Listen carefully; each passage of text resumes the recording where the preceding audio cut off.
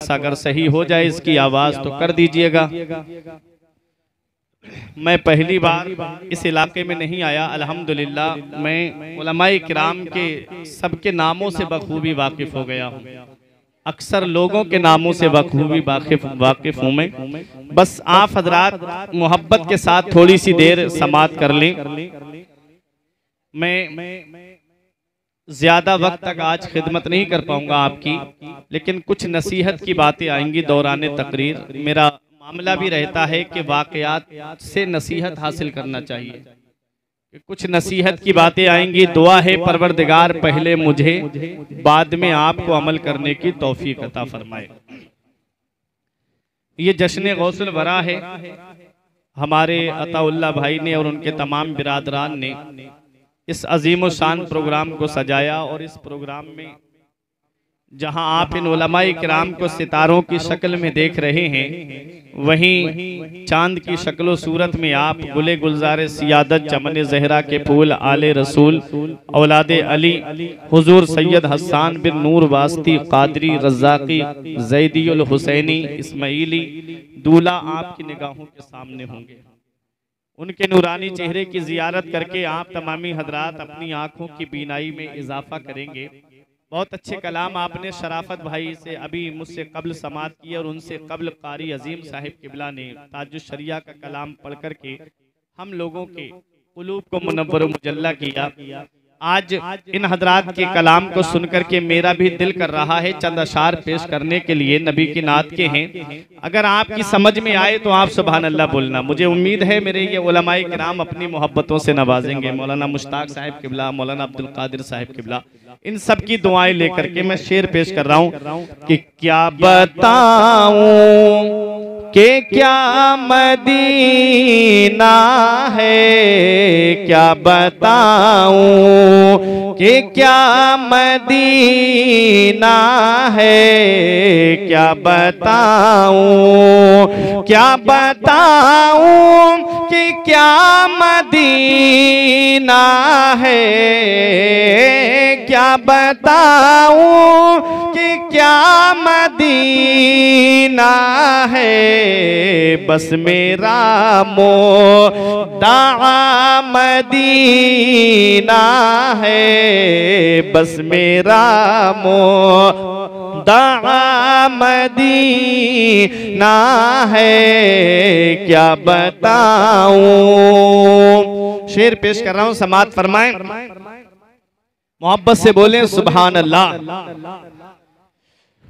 मेरा दिल तड़प रहा है, मेरा जल रहा है सीना, मेरा दिल तड़प रहा है, मेरा जल रहा है सीना, कि दवा वहीं मिलेगी मुझे ले चलो मदीना, कि दवा वहीं मिलेगी मुझे ले चलो मदीना। नहीं मालो जर तो क्या है मैं गरीब हूँ यही ना, नहीं मालो जर तो क्या है मैं गरीब हूँ यही ना। मेरे इश्क तू ही ले चल, मेरे इश्क तू ही ले चल मुझे जानिबे मदीना, मेरे इश्क तू ही ले चल मुझे जानिबे मदीना। दिल में अब कोई आरज़ू ही नहीं, दिल में अब और आरज़ू ही नहीं। या मोहम्मद है या मदीना है, या मोहम्मद है या मदीना है, क्या बताऊं कि क्या मदीना है। बस मेरा मोदा मदीना है। और ताजुश शरिया क्या फरमाते हैं, समात करें। तेरे दामने करम में जिस नींद आ गई है, तेरे दामने करम में जिस नींद आ गई है, जो फना न होगी ऐसी उसे जिंदगी मिली है।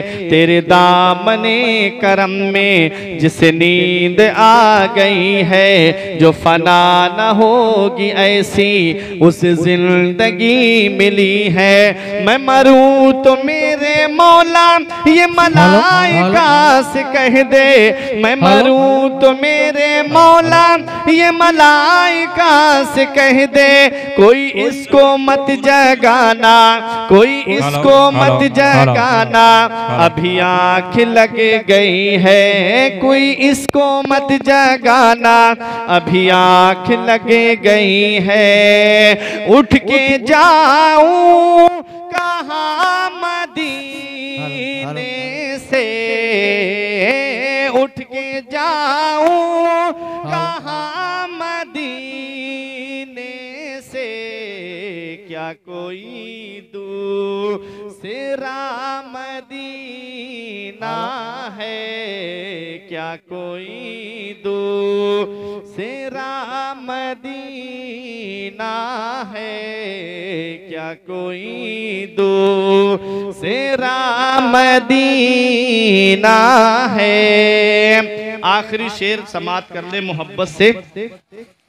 मैं जो यूं मदीने जाता तो कुछ और बात होती, वहां जाके फिर ना आता तो कुछ और बात होती। मैं जो यूं मदीने जाता तो कुछ और बात होती, वहां जाके फिर ना आता तो कुछ और बात होती। मुझे जहर देने वाले बड़े तंग नजर है आका, मुझे जहर देने वाले बड़े तंग नजर है आका, तेरे नाम पर पिलाते तो कुछ और बात होती, तेरे नाम पर पिलाते तो कुछ और बात होती। मैं मदीने तो गया था ये बड़ा शरफ है, लेकिन मैं मदीने तो गया था ये बड़ा शरफ है, लेकिन वही दम जो टूट जाता, वही दम जो टूट जाता तो कुछ और बात होती, वही दम जो टूट जाता तो कुछ और बात होती, वही दम जो टूट जाता तो कुछ और बात होती। दिल में अब कोई आरज़ू ही नहीं, दिल में अब कोई आरज़ू ही नहीं, या मोहम्मद है या मदीना है, या मोहम्मद है या मदीना है।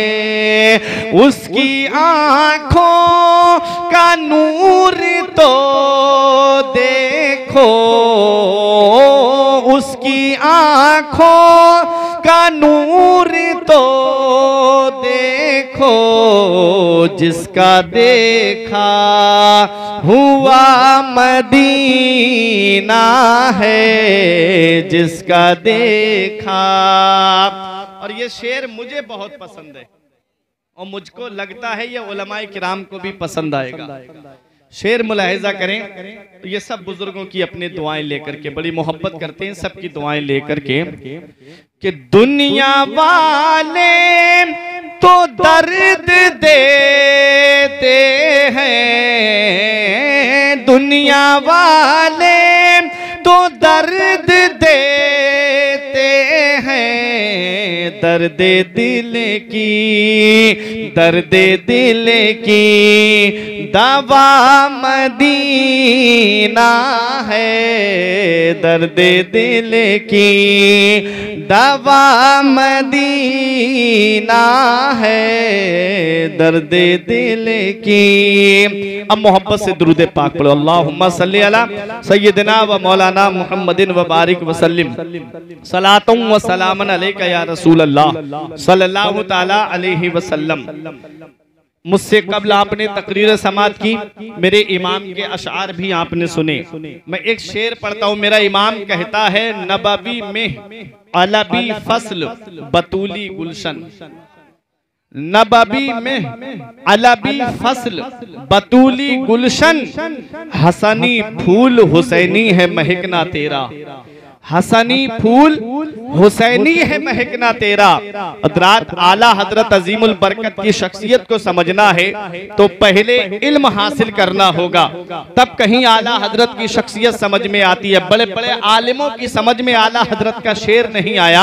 आप देखें, आला हजरत इस शेर के अंदर एग्रीकल्चर के इल्म जो है उसको बयान फरमा रहे हैं। फसल जो आप उगाते हो, आप जब खेतों में जाते हो तो आप की जो फसल उगती है तो पहले आप दाना जमीन में लगाते हो। पहले गेहूं का दाना आपने बोया, तभी तो गेहूं का पौधा निकल करके आता है।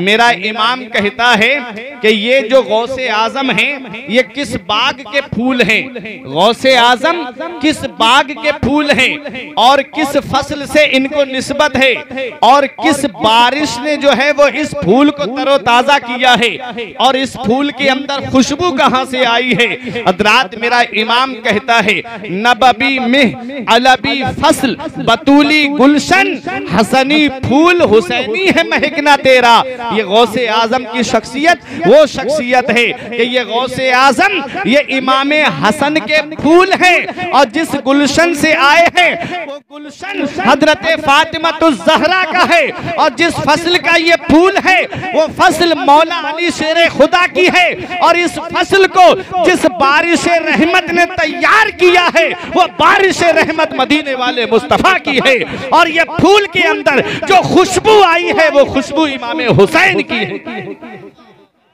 मेरा इमाम कहता है, नारे रिसालत, जश्न गौसुल आजम हजरत अल्लामा मुफ्ती फुरकान साहब क़िबला उलमाए अहले सुन्नत, नारे तकबीर, नारे रिसालत।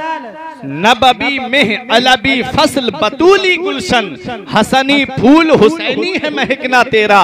और आगे अब मेरे इमाम को देखो, मेरा इमाम फरमाता है, नबवी खुर अलबी बुर्ज बतूली मंजिल,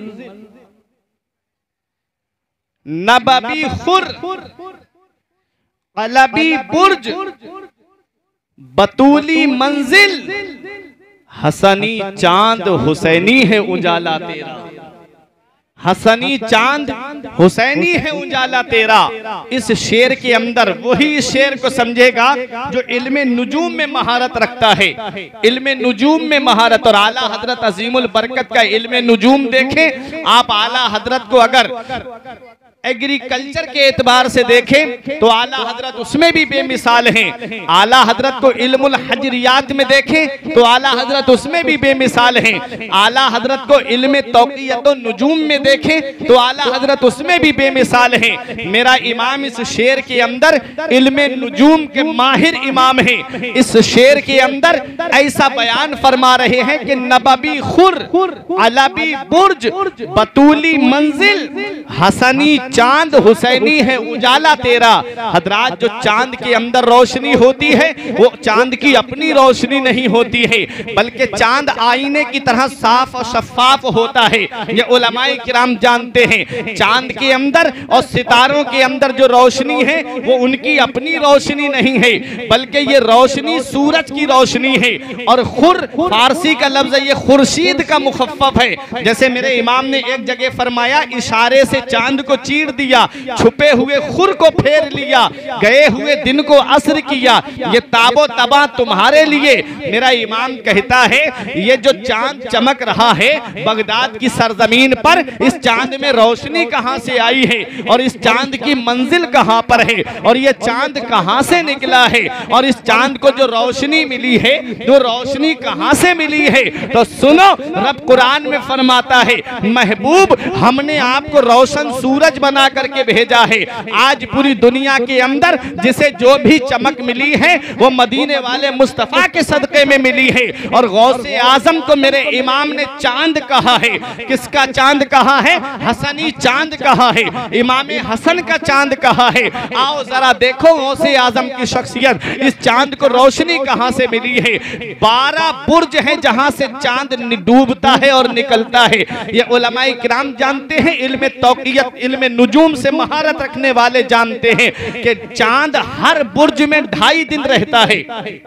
चांद हर बुर्ज में 2.5 दिन रहता है। जो ताबीज वगैरह लिखने वाले हैं वो जानते हैं, मुश्तरी है, असद है, ज़ुहल है, इला आखिर 12 सितारे हैं। चांद हर बुर्ज में 2.5 दिन रहता है और ऐसे ही अपनी मंजिल को पूरा करता है। अब मेरे इमाम का शेर सुनो और समझो। आला हजरत कहते हैं कि नबवी खुर अलबी बुर्ज बतूली मंजिल, हसनी चांद हुसैनी है उजाला तेरा। ये गौसे आजम इमाम हसन के चांद है और इसमें जो रोशनी फैला रहे हैं ये इमाम हुसैन की रोशनी है। और इस चांद को जो चमक मिली है वो मदीने वाले मुस्तफा से मिली है, वो खुर्शीद रिसालत से मिली है।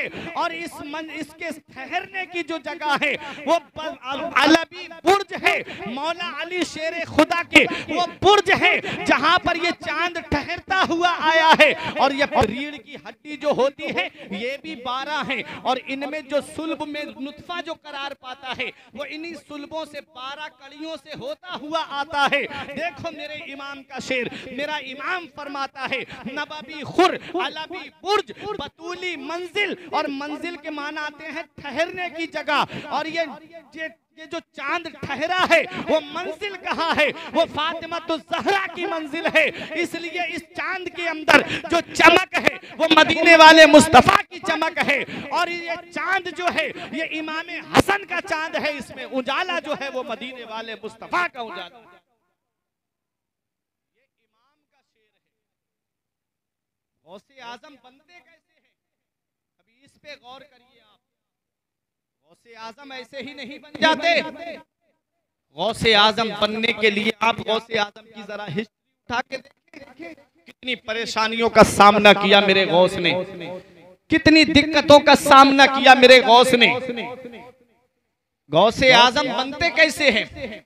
ये तो आज हमने सोच रखा है ना कि हम चाहे कितनी भी चोरी और डकैती करें हमारी औलाद नेक हो जाएगी, हम चाहे कितना भी जो है जुए और शराब के पास में जाएं हमारी औलाद जुए और शराब के करीब नहीं जाएगी।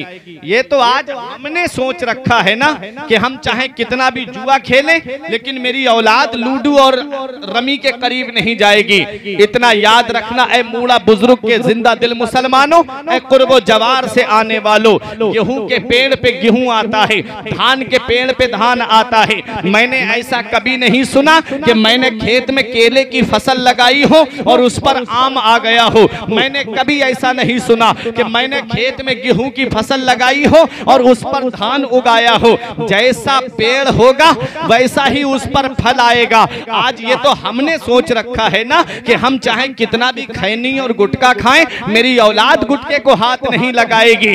इतना याद रखना अल्लाह का कानून चलता है, हर चीज एक अंदाजे से चल रही है। सब्बे हिस्मे रब्बिकल आला, पाकी है रब्बे आला के लिए जिसने हर चीज को एक अंदाजे पे पैदा फरमाया है। आओ प्यारे मुसलमानों जरा देखो गौसे आजम बनते कैसे हैं। अरे जब बाप नेक होता है और जब माँ नेक होती है तब गौसे आजम जैसा वली दुनिया में आता है। जब बाप रब की इबादत करने वाला और माँ कुरान की तिलावत करने वाली, तब गौसे आजम जैसा वली दुनिया में आता है। आज हमारे बापों का हाल देख लो।